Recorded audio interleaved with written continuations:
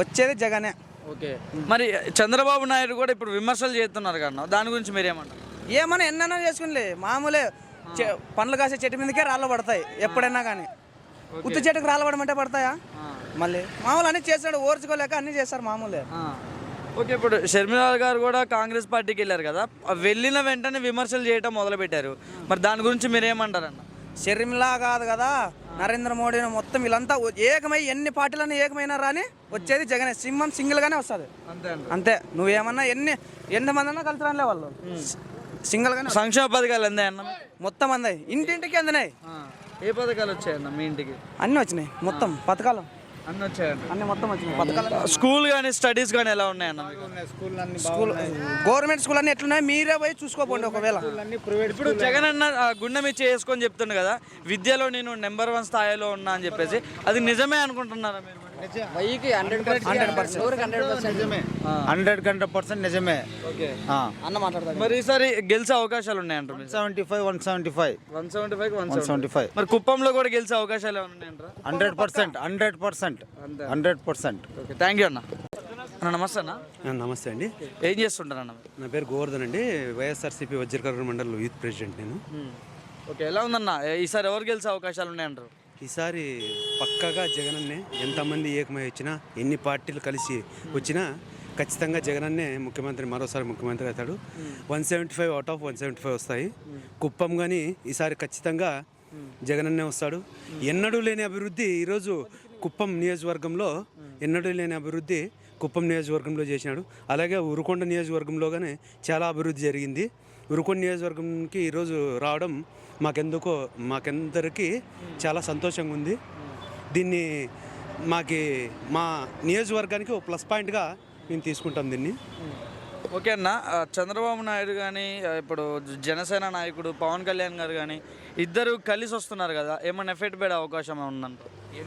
ఎంతమంది కలిసి వచ్చినా, ఎంతమంది ఇంకా వాళ్ళకు తోడు ఇంకా ఎన్ని పార్టీలు కలిసి వచ్చినా కానీ, ఎంతమంది శత్రువులు వచ్చినా సింహం సింగిల్గానే వస్తుంది. జగనన్న ఎప్పటికీ ఏపీకి రోల్ మోడల్. ఏపీకి ఒకటే కాదు, ఆల్ ఓవర్ ఇండియాకే రోల్ మోడల్గా ముఖ్యమంత్రిగా ఈరోజు సంక్షేమ పథకాలు కానీ, ఒక పక్క సంక్షేమం, ఒక పక్క అభివృద్ధి, రెండు కళ్ళుగా భావించి సంక్షేమాన్ని అభివృద్ధిని ఒక తాటిపైన తీసుకెళ్తున్నాడు.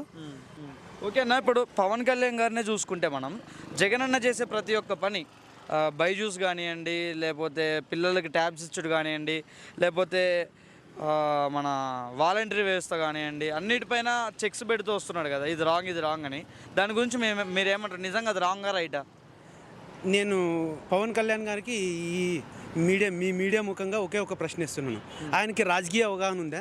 రాజకీయ అవగాహన ఉంటే ఒకటి, నెంబర్ 1 విద్య, వైద్యము, కూడు, గూడు, గుడ్డు, ఇవన్నీ ఇంపార్టెంట్. కూడు, గూడు, గుడ్డు ప్రతి ఒక్కరితో ఉన్నాయి. విద్యా వైద్యం అనేది చాలా ఇంపార్టెంట్.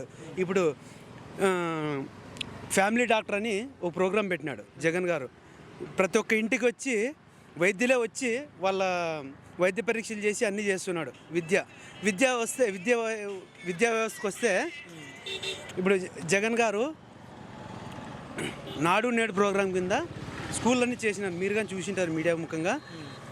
స్కూళ్ళు ఎంత నీట్గా ఉన్నాయి. ఈరోజు చంద్రబాబు నాయుడు గారు గవర్నమెంట్లో అన్ని ప్రభుత్వ స్కూళ్ళు మూసేసే పరిస్థితి ఉంది. ఈరోజు ప్రభుత్వ స్కూళ్ళు హౌస్ఫుల్ అనే బోర్డులు పెడుతున్నారు. అంటే విద్యా వ్యవస్థ ఎంత అభివృద్ధి చెందింది, ఎంత ఇది. ఈ పొద్దు కేరళ మొదటి స్థానంలో ఉండింది దేశంలో, మన భారతదేశంలో ముందు స్థానంలో ఉండింది. 35.6 ఏమో ఉండింది. ఇప్పుడు 38.3% మన ఆంధ్రప్రదేశ్ ముందుంది. ఇప్పుడు చూసుకున్నా మనకి ఇప్పుడు కాంగ్రెస్లోకి కొత్తగా ఇప్పుడు పిసిసి అధ్యక్షురాలుగా షర్మిల అక్కను పెట్టారు. ఓకే, వచ్చి రాగానే జగన్ అన్న మీద విమర్శలు చేస్తున్నారు కదా, మరి దాని గురించి మీరేం మాట్లాడతారు? అక్కకి ఒకటే మాట చెప్తున్నా, అయినా కానీ రాజశేఖర రెడ్డి గారి బిడ్డ కాబట్టి గౌరవిస్తాము. కాకపోతే ఎవరో రాసిచ్చిన స్క్రిప్ట్ చదవడం మానేసి అన్న అంటే ఏమి, నీకు ఎటువంటి ప్రాధాన్యత ఇచ్చినారు? ఒకప్పుడు జగనన్న వదిలిన బాణం అని చెప్పింది ఆమె. ఇప్పుడు జగన్మోహన్ రెడ్డి గారు అని సంబోధించేది పోయి చంద్రబాబు నాయుడు గారిని చంద్రబాబు నాయుడు గారు అంటుంది, జగన్మోహన్ రెడ్డి గారు జగన్ రెడ్డి అంటుంది.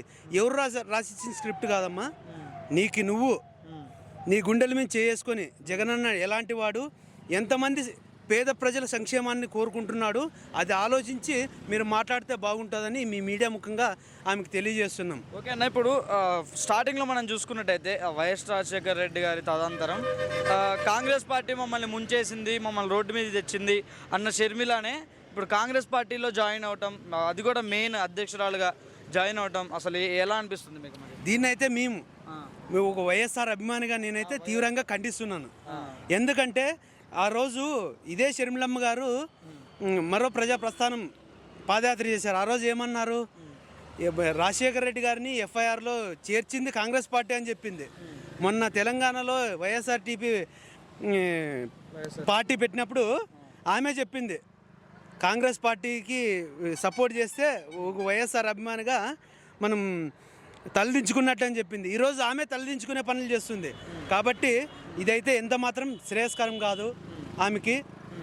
మీడియా తరపున మీరు ఏం చెప్దాం అనుకుంటారు షర్మిలా గారికి? షర్మిలా గారు ఒక్కసారి పునరాలోచించుకోండి. వైఎస్ఆర్ కుటుంబం అంటే ఎట్లాంటిది, వైఎస్ కుటుంబం అంటే ఎట్లాంటిది, ఆ కుటుంబానికి విలువలు ఉన్నాయి. ఆ విలువలను మీరు పోగొట్టుకోవద్దండి. దయచేసి ఎవరో రాసిచ్చిన స్క్రిప్ట్ని మీరు చదవద్దండి. మీరు జగనన్న అంటే ఏంటో తెలుసుకొని మాట్లాడండి అని చెప్తున్నారు. ఫైనల్గా ఏపీ సీఎం ఎవరు అనుకుంటున్నారు 2024లో? ఫైనల్గా 2024లో ఖచ్చితంగా వన్స్ మోర్ జగన్.